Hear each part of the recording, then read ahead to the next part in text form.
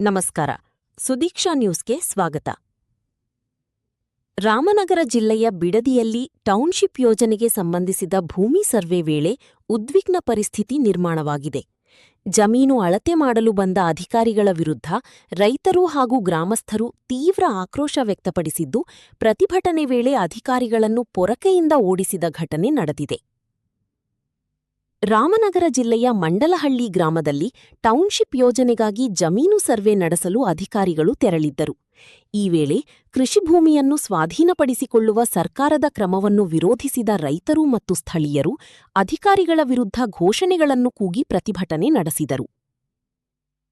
ಪ್ರತಿಭಟನೆ ತೀವ್ರ ಸ್ವರೂಪ ಪಡೆದುಕೊಂಡು ಕೆಲವರು ಅಧಿಕಾರಿಗಳನ್ನು ಪೊರಕೆಯಿಂದ ಓಡಿಸಿದರೆ, ಮತ್ತೊಂದೆಡೆ ಕಲ್ಲು ತೂರಾಟವೂ ನಡೆದಿರುವುದು ವರದಿಯಾಗಿದೆ.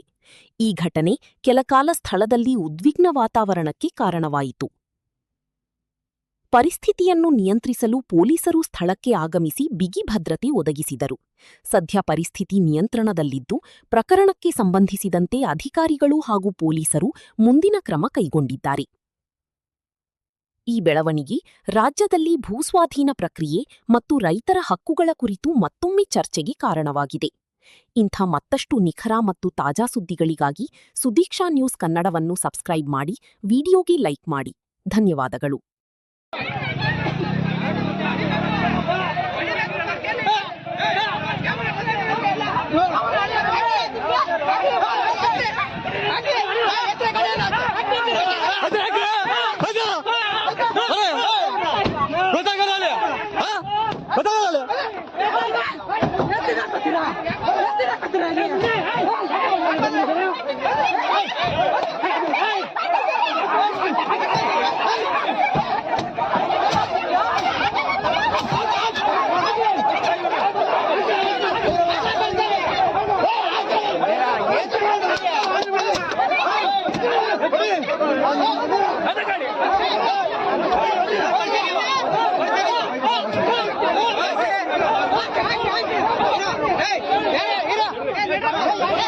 ಮಾತಾಡ್ತಾವ್ರೆ, ಇವ್ರು ಕರ್ಕೊಂಡ್ಬಂದು ಇದು ಮಾಡ್ತಾವ್ರೆ.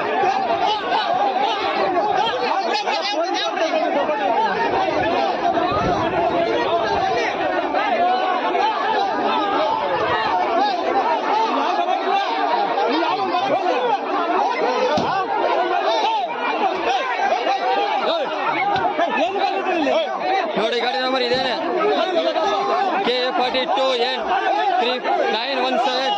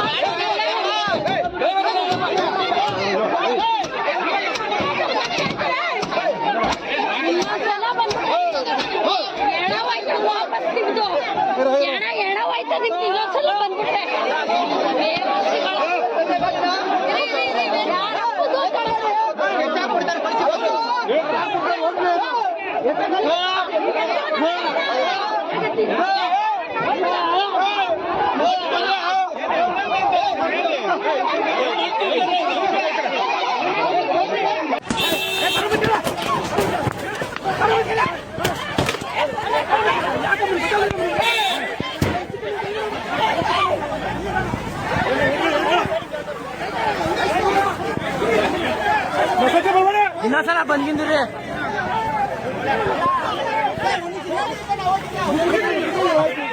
ಅಲ್ಲ, ನಾವ್ ಅಲ್ಲಿ ಮಾತಾಡ್ಬೇಕ್ರೆ ಹಿಂದೆ ಬಂದು ಅಳತೆ ಮಾಡ್ಬಿಟ್ರೆ, ಬಂದ್ಬಿಟ್ಟಿಲ್ಲ. ನಾವ್ ಅಲ್ಲಿ ಗಲಾಟೆ ಮಾಡ್ತೇವ್ರಿ, ಹಿಂದೆ ಬಂದು ಅಳತೆ ಮಾಡ್ಬಿಟ್ರೆ